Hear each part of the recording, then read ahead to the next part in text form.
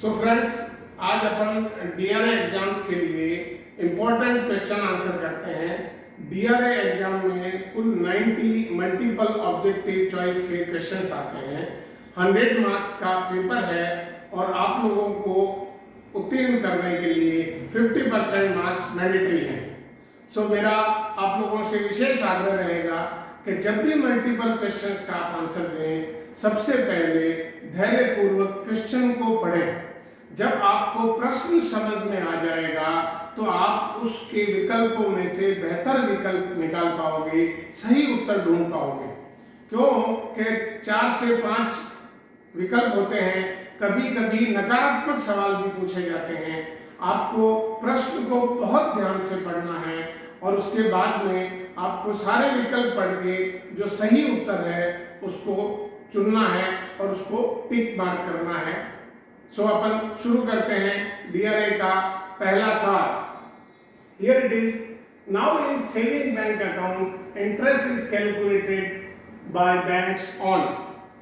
अब इन दिनों बैंकों के द्वारा बचत खाते में ब्याज की गणना किस तरह से हो सकती है। सो जब सवाल समझ में आ गया, अब हम विकल्प देखते हैं। Minimum balance during the month, maximum balance during the month, daily product basis, minimum balance from 10th to last working day of the month, minimum balance from 7th to last working day of the month. So आप लोगों को ध्यान होना चाहिए कि वर्तमान समय में डेली प्रोडक्ट बेसिस पर गणना की जाती है बचत खाते में ब्याज की। So the correct answer is C, on daily product basis. So इसके लिए आपको पूरा सवाल पढ़ना है, 1 मिनट भी नहीं लगता। So the correct answer daily product basis पर ब्याज की गणना होती है। Next, fixed deposit and recurring deposit are. So अपन ने आपको जब बताया था कि डिपॉजिट को कितने भागों में बांटा, बैंक में सामान्य रूप से बचत खाते में, चालू खाते में, आवर्ती जमा खाते में और मियादी जमा खाते में पैसे लेते हैं जनता से। सो ये आपको ध्यान है कि भाई करंट खाते और सेविंग खाते के डिपॉजिट को अपन डिमांड डिपॉजिट कहते हैं, मांग पर दे जमाए कहते हैं। सो यहाँ सवाल पूछा है fixed deposit and recurring deposit, तो इसका मतलब ये हुआ कि रीपेबल ऑन डिमांड नहीं है, क्योंकि डिमांड डिपॉजिट होती है डिपॉजिट विद बचत खाता और चालू खाता।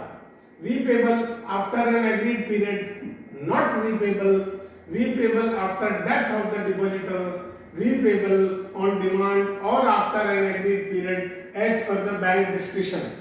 So यहाँ पर आपको पहला उत्तर नहीं होगा, repayable on demand नहीं है। दूसरा उत्तर बिल्कुल सही लग रहा है कि repayable after an agreed period। जब अपन फिक्स डिपॉजिट कराते हैं तो निश्चित समय के लिए निश्चित अमाउंट, निश्चित रेट ऑफ इंटरेस्ट देते हैं, तो ये करेक्ट आंसर बी है, repayable after an agreed period. Question number 3, ATMs card are issued in. अब एटीएम को इसका क्या फुल फॉर्म होती है सबको मालूम होना चाहिए, ऑटोमेटेड टेलर मशीन।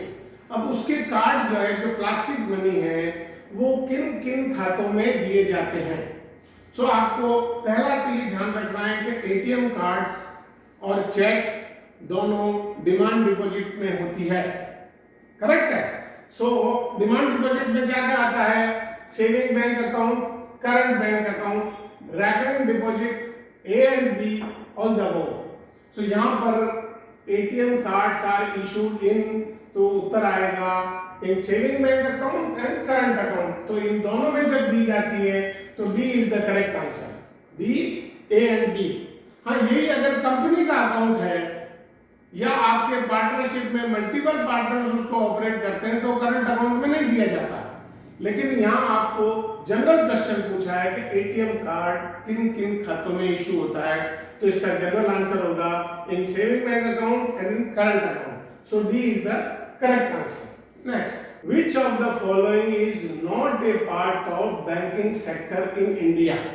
So जब अपन स्ट्रक्चर ऑफ बैंकिंग की बात कर रहे थे तो Reserve bank of India, scheduled bank, non scheduled bank, फिर शेड्यूल्ड बैंक में कॉमर्शियल बैंक्स, कोऑपरेटिव बैंक्स और उसके बाद में कॉमर्शियल बैंक्स में public sector bank, private sector bank, foreign banks, regional rural bank. और कोऑपरेटिव बैंक्स में आ जाता है state cooperative, district cooperative, small area cooperative bank. So अब ये कहता है which of the following is not a part of banking industry. नकारात्मक सवाल, इनमें से कौन सा बैंकिंग इंडस्ट्री का पार्ट नहीं है?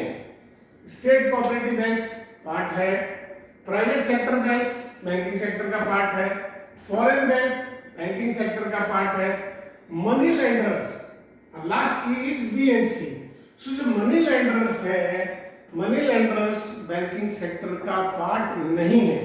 इसको रोकने के लिए ही prevention of money laundering act 2002 में लागू किया। सो द करेक्ट आंसर क्या है? सही उत्तर मनी लेंडर्स बैंकिंग सेक्टर के पार्ट नहीं है। Banks in our country provide additional interest rate on retail domestic term deposit of. So बैंकों द्वारा अतिरिक्त ब्याज जो उनकी रिटेल डोमेस्टिक डिपॉजिट है उनमें किन से सेगमेंट में दी जाती है? क्या माइनर्स को दी जाती है, क्या विवाहित महिलाओं को दी जाती है, क्या सरकारी कर्मचारियों को दी जाती है, क्या वरिष्ठ नागरिकों को दी जाती है और क्या विद्यार्थियों को दी जाती है? और लास्ट है ऑल रिटायर्ड एम्प्लॉइज और जी है डी एंड एफ। तो सामान्य रूप से व्यक्तियों के मन में आता है कि भाई सीनियर सिटीजन को दी जाती है और रिटायर्ड एम्प्लॉइज को भी दी जाती है, लेकिन यहाँ क्या लिखा है? बैंक्स इन आवर कंट्री, इसमें स्पेसिफिक नहीं किया है। रिटायर्ड एम्प्लॉइज को सिर्फ वो बैंक देती है जिस बैंक में वो अपनी सेवाएं दे चुके हैं या सेवाएं दे रहे हैं, उसके एम्प्लॉय हैं, ठीक है। सो पूरी बैंकिंग इंडस्ट्री नहीं देती। अगर आप स्टेट बैंक से रिटायर हुए हो तो सिर्फ स्टेट बैंक आपको देगी, दूसरी बैंक नहीं देगी। आप बैंक ऑफ बड़ौदा से रिटायर हो तो सिर्फ बैंक ऑफ बड़ौदा देगी। तो जनरल क्वेश्चन है banks in our country provide additional interest on retail domestic deposit. Correct answer is वरिष्ठ नागरिक, senior citizen. Next question 6, scheduled commercial banks are those which have been included in the. तो जब यही structure का सवाल है कि शेड्यूल्ड कमर्शियल बैंक कौन होते हैं, जब आपको बताया था scheduled commercial banks with name of the bank incorporated in second schedule of Reserve Bank of India Act 1934। भारतीय रिजर्व बैंक अधिनियम 1934 के अनुसार जिन बैंकों का नाम रिजर्व बैंक की द्वितीय सूची में दर्ज है वो शेड्यूल बैंक होते हैं। अब इसमें उत्तर देखेंगे। Second schedule of banking regulation act, second schedule of reserve bank of India act 1934, second schedule of Indian constitution, second schedule of negotiable instrument act 1881। The correct answer B second schedule of reserve bank of India act 1934।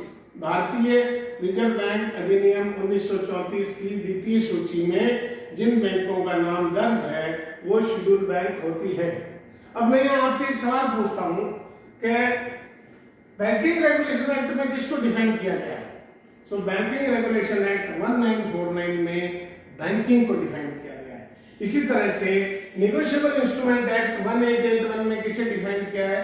Negotiable instrument act में promissory note, प्रतिज्ञा पत्र, bill of exchange, विनिमय विपत्र और check को define किया गया है। क्वेश्चन नंबर 6 का correct answer B second schedule of reserve bank of India 1934।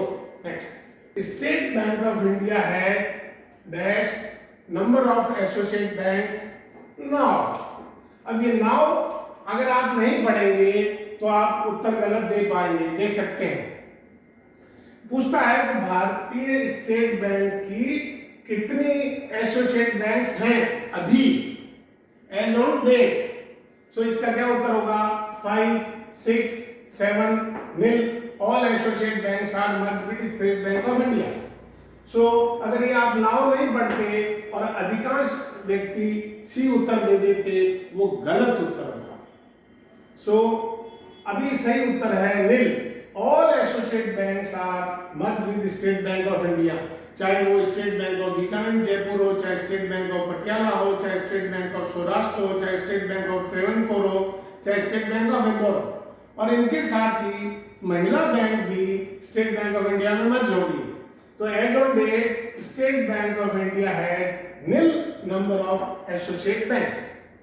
यहां मैं एक सवाल और पूछता हूं आपसे कि as on date public sector banks कितने हैं? कोई समय था जब 28 थी, 21 हुई, 17 हुई, as on date 12 public sector bank हैं। ठीक है, next please. Saving bank account can be open for, बचत खाता किन का खोला जा सकता है?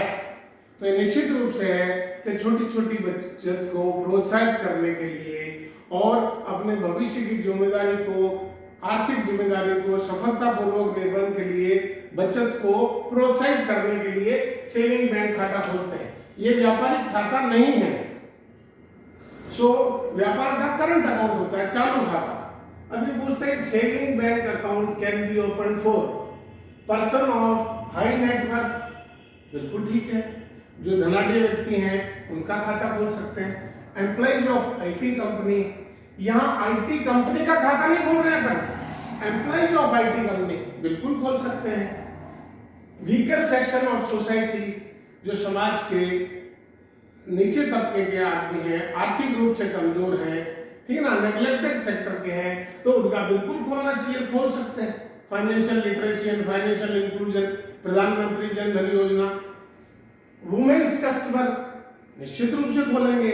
सो द करेक्ट आंसर 8वें नंबर सवाल का क्या है? All the above. हाँ, यदि यहाँ proprietorship, partnership, company account, limited company, public limited company होता, उनका नहीं खोलते, लेकिन इन सब का खोल सकते हैं। Person with high net worth, IT company के employees, women customer, legal section. So the correct answer all the above का खोल सकते हैं।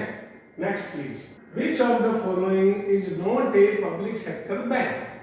So public sector बैंक क्या होते हैं? आपसे बात हुई थी, पब्लिक सेक्टर बैंक वह बैंक है जहां केंद्र सरकार का मालिकाना हक, कैपिटल कंट्रीब्यूशन 51% या उससे अधिक हो। तो मिनिमम कितना? 51%। सो ऐसी बैंक जिनमें केंद्र सरकार का कंट्रीब्यूशन, मालिकाना हक 51% या उससे अधिक हो, वो पब्लिक सेक्टर बैंक होते हैं। अब पब्लिक सेक्टर बैंक कुल कितनी है? 12। अब ये पूछता है कि which of the following is not a public sector bank, जो नहीं है। State bank of India public sector bank, Punjab national bank public sector bank, UCO bank public sector bank, bank of India public sector bank, then HDFC. So HDFC private sector bank है। हो सकता है यहाँ ICIC bank होता, यहाँ axis bank होता, यहाँ Kotak Mahindra bank होता। सो आपको देखना है कि जो सरकारी बैंक नहीं है उसको निकालना है।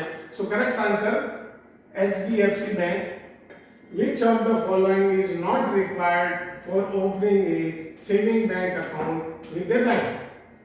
So जब भी कोई नया व्यक्ति बैंक में अपना खाता खुलाता है, यानी कि वो बैंक का कस्टमर हो जाता है, ग्राहक हो जाता है, बैंकिंग ट्रांजैक्शन करता है, सो उसके लिए सर्टेन डॉक्यूमेंट चाहिए जिसको अपन केवाईसी भी कहते हैं, ठीक ना।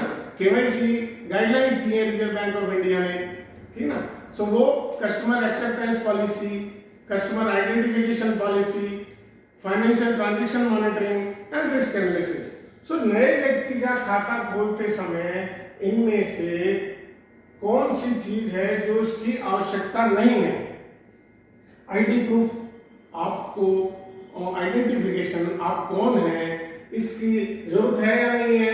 तो निश्चित रूप से है। एड्रेस प्रूफ निश्चित रूप से है। रीसेंट फोटोग्राफ निश्चित रूप से है।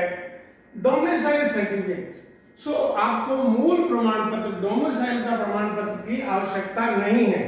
None of these, none of above. So the correct answer जिसकी आवश्यकता नहीं है वो है डोमिसाइल सर्टिफिकेट। और आज का अंतिम सवाल अपन करेंगे वो है इन जुलाई 1969 how many banks were nationalised? 19 जुलाई 1969 को कितनी वाणिज्यिक बैंक का राष्ट्रीयकरण किया गया?